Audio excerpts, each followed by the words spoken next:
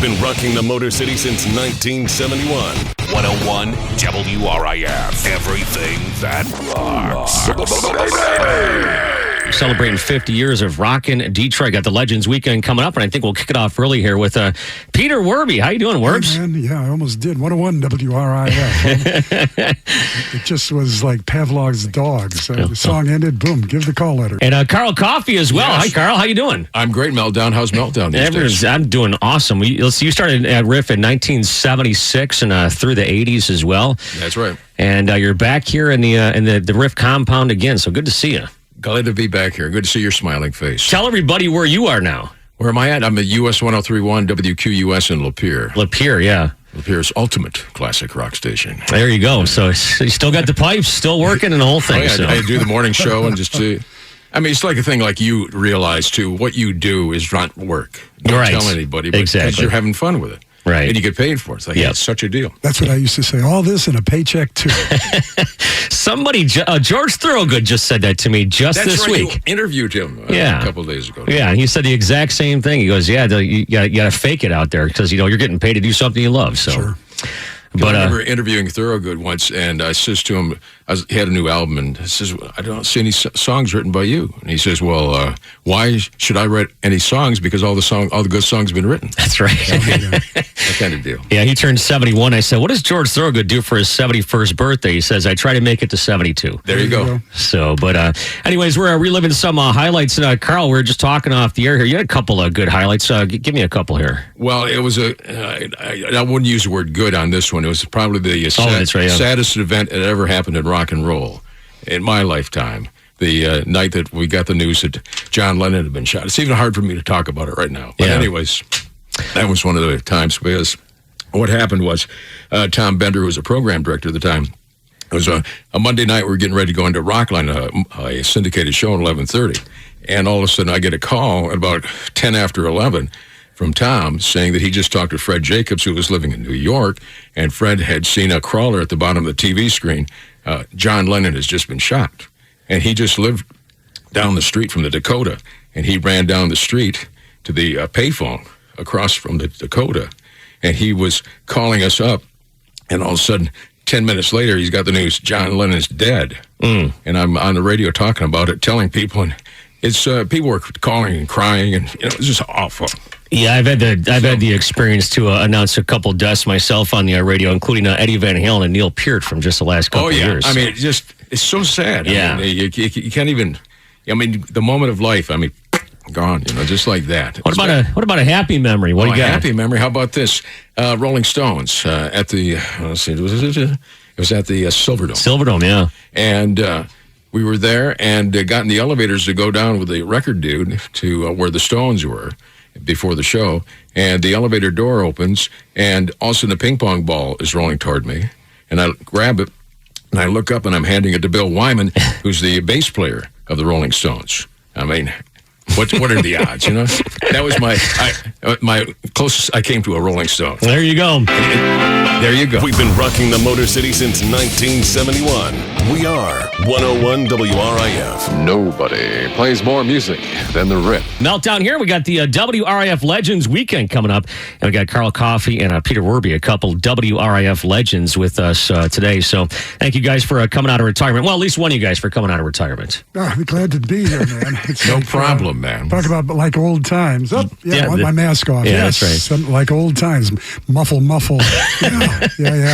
Yeah, Peter, you spent a lot of years here in this studio doing Night Call. Well, yeah, really, I started in 1970, and if you do the math, you think, wait a minute, that's 51 years. But we began as WXYZ FM, and then we transitioned into WRIF, and so that's the 50 years. So really, we've got another year in with this group. Yeah, right. And so, Carl, you came here in 1976. You said real briefly, where'd you come from? I came from Flint. Oh, Flint. Okay. I had to think for a second. As I worked at a station called WWCK, something rock stereo 105, I think it was, or something. Well, I'll tell you what, you got a pretty funny story revolving around Frank Zappa. We'll get into that here coming up in just a few minutes. And Werbs, also, you announced a death as well, so you've written something, so we'll talk about that coming up as well. So that's all coming up here. The Legends of WRIF as we celebrate our 50th anniversary. 101 WRIF, celebrating 50 years in Detroit Rock City. Have you ever been mellow? Yeah, neither have we. 101, The RIF. All right, celebrating 50 years of rock in the Motor City right here on WRIF. We're joined with some legends, Carl Coffey and Peter Werbe. And Carl was just talking about how he had the unpleasant, job of announcing the death of John Lennon. But you've announced a death or two as well on the radio, haven't you? Well, I did, and one that almost got me fired. It came over the wire, as we used to call it, where the news came in, and that J. Edgar Hoover of the FBI had died. So I thought, well, I got to play an appropriate song. So I played "Ding Dong, the Witch is Dead." Of course you did. And that's as close as I came ever to losing my job here at WRI. If I was told, don't ever do that again, and I looked whoever was the program director in the eye, and I said, I give you my word, I will never do that again, figuring J. Edgar Hoover is only going to die once. Once, right, exactly. So, hey, by the way, you wrote a book. Your novel's finished? I just finished a novel. It's coming back from the printer next Tuesday. You can go to my website, Peter Werbe, WERBE.com. It's called Summer on Fire. It's about the summer of 1967. Some people think it's an autobiography, but it really isn't. It's a lot of fiction, but there's rock and roll of the grandee. In fact, there's a soundtrack with it. It turned out I didn't even realize this. A buddy of mine read it, said there was 80 songs and bands and musical artists mentioned, so he's putting together a soundtrack, which we're going to have on my website as well. So, and it's been a lot of great pre-order sales, and so it was something to do when you're retired. And that's Peter Werbe right there. Carl Coffey, of course, legendary DJ right here at WRIF. And real fast, Carl, have you ever had money thrown at you on stage? Well, the Frank Zappa show. Frank Zappa, what year was this? Oh boy, I'm not good at that. Okay. Because it drives my wife crazy. I'll say, well, it was about 3 years ago. And it was 28. Yeah. So anyways, I just forget about it. Anyways, yeah, it was Frank Zappa show. Quite certain, I think it was Kobo. And came out on stage, did some pre-announcements, and the crowd went crazy, but the wrong way. They were booing me. And they're saying, you suck, man, and blah, blah, blah, blah, blah. Get off stage. I mean, they were just having fun. Right. Because they came to see Frank. Right. Then they started throwing nickels at me and stuff like they throw coins at Zappa, and I felt so loved at that moment in time. Of course. I mean, it was just one of those moments, you have where this is cool, How many people get to come out and say, hey, Frank Zappa's coming up, man. By the way, did you get to meet him? Yeah. Yeah, how was he? Just a regular dude. Yeah. Just laid back and, just skinny. And because the whole band, because they were like fusion kind of thing, really jazz, rock, anything and everything. And it was just killer. I mean, because you're meeting this dude that's one of your rock and roll heroes, and such a talented guy, too. I mean, a great artist. I mean, and then there's another one that went too soon, but. Yeah, no doubt. So, well, Carl Coffey's here, Peter Werbe as well. The Legends Weekend starting right here on WRIF. WRIF, nonstop rock and roll. Rocking Detroit since 1971. And it's Detroit's rock station, the RIF, and that's what happens sometimes when you got these computers working. When Peter Werbe and Carl Coffey were here at the station, as Peter Werbe's here with me and Carl as well. And Peter, you were saying we just lost Jerry Lubin, who was a legendary DJ here at the radio station. But you were talking off the air about how he taught you how to cue records or something. Well, yeah, we had LPs. We didn't have all these digital machines here. And, most of the people now in radio, they've gone to the Specs Howard School of Broadcasting. And Dick Kernan, the legendary Dick Kernan, who hired so many of us and who taught so many of us, he hired me, and he just said, okay, you're doing overnights at 11 o'clock. And this was 1971. And Jerry Lubin will be the guy that'll show you how to do everything. And I said, that's great. So he goes in there, and without going into all the mechanics of how you get an album on the air, and it's not just like starting your old record player at home, but he showed me, and he said, okay, goodbye. And I said, wait, what do you mean? He says, what do you mean? My shift's over. So it was a little rough that first night, and there was a a little bit of sweat on the floor, but I got through it. Carl Coffey is here with us as well. Some legendary interviews. Give us a couple interviews that stuck out in your mind. Okay, John Fogerty. Oh, that's nice, yeah. I talked with John. He was on a tour bus, and he just really started to come back on the scene because he'd went away after the CCR thing, and kind of just, and he'd married some girl from Indiana or something, and he was, madly in love, and life was good, and he was just... I had the moment in time where I'm talking to this guy, and he's really into life and making his music and coming back on the scene. And let's see who else. Oh, yeah. Got to talk with Christine McVie of Fleetwood Mac, the keyboard player.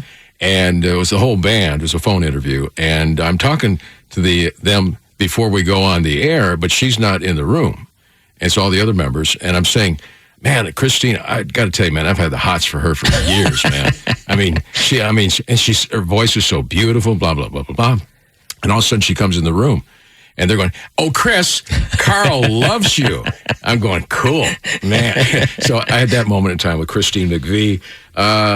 Robbie Robertson of the band. Yeah. I did an interview with him. And it was funny because I was doing the interview in the production room and spliced it down later. And we talked for like an hour and a half. And the guy was just so freaking cool. And that was a good one, too. Don't mind me, I'm looking at my notes here. Well, here, I'll jump Peter in. Wolf. WRIF used to sponsor what was called the Rock and Roll Walk of Fame. Yeah. And that was in Royal Oak, right near the Royal Oak Theater. And I had the honor of doing, Joe Cocker, Stevie Ray Vaughan, and got to meet him, of course. And the idea that they just jackhammered that apart is just astounding. Oh yeah, it's all gone now. Yeah, talk about something cemented, if you will, in history and tradition. But hey, what did the Buddhists say? Don't grasp. Ooh, heavy, man. Ooh. Heavy, too heavy. Oh yeah, and I was just remembering how we did a show called Not for Musicians Only every Monday night. Me and Charlie Allen Martin, the drummer from Seeger's band. Yeah, and one of those that was really cool was John Mellencamp, and John was just starting to happen. And one of the things we were told, if you're going to interview Mellencamp, forget about it. The guy's a total just jerk. He'll say yes, no. Yeah. That's it.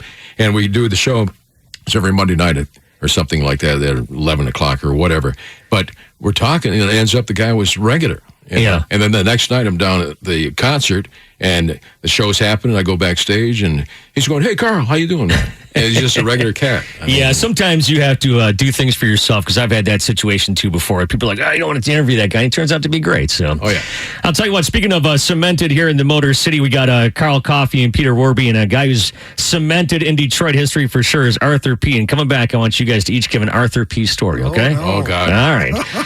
We'll be back next. The legends of WRIF continue. I'd like to tell you about a fantastic radio station. I'd like to tell you about a totally awesome radio station for sure. Lots of radio stations are trying to imitate WRIF. I'm back to tell you that no one does it quite like RIF. Detroit's home of rock and roll. Well, the RIF's 50th anniversary presented by Bud Light. When you really want your favorite beer, there's a Bud Light there. I was going to talk about this earlier, but Ivan Moody from Five Finger Death Punch is guest DJing tonight, starting around 9 o'clock or so. We got we got a Drew and Mike special tomorrow at 7 o'clock, and right now we got Carl Coffey and Peter Werbe in the studio with us. So.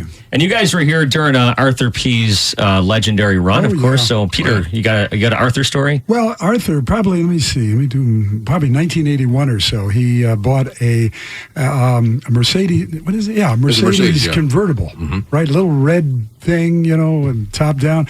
And I looked at it and I said, "Wow, Arthur, how much did that cost?" This is 81. Yeah, I remember. And it must have been later, because I'm trying to think when I bought our house. And he said, $42,000. And I said, "Jesus, that cost more than my house." He said, "You should have bought a car." And I said, "What does that mean?" And he just looked, his Arthur looked and walked into the studio. Carl, what do you got? I'll give you a couple of. We were at a bar out in Ann Arbor. Some sort of RIF event was going on. I think it was a concert, and then we all showed up at this one bar. And next thing I know, you look down a stair area, and there's this lady down there, and she has her top off. And Arthur's down there kissing her, not on her face. Right. And, And he was a ladies' man. Yeah, he was. And again, with his, I think this is true. I don't know. I was told when Art was living out in Howell, his wife came home and caught him. Things weren't right. Right. Anyways, a divorce happens. Yeah. And I was told that Art had just had a swimming pool built. And he says, well, if I can't have it, she's not going to have it. And he hires a cement truck to back in and fill a swimming pool in. I mean, it had to be true. Doesn't that sound like something? Sounds like an urban These stories could be, repeating. And Art, if you're listening, we love you. We do. Baby. There you go. 101 WRIF, celebrating 50 years in Detroit Rock City. In Detroit radio, there's WRIF. And then there's everyone else. I don't know if you guys know this. We got Carl Coffey here with us and Peter Werbe. But so you guys, we were talking about interviews before, right? Right. And I've done plenty of interviews. So we're backstage waiting for Ivan from Five Finger Death Punch to play. They're playing a sold-out show at DTE. This is 2018, right, Jade? And 2018, and we're waiting.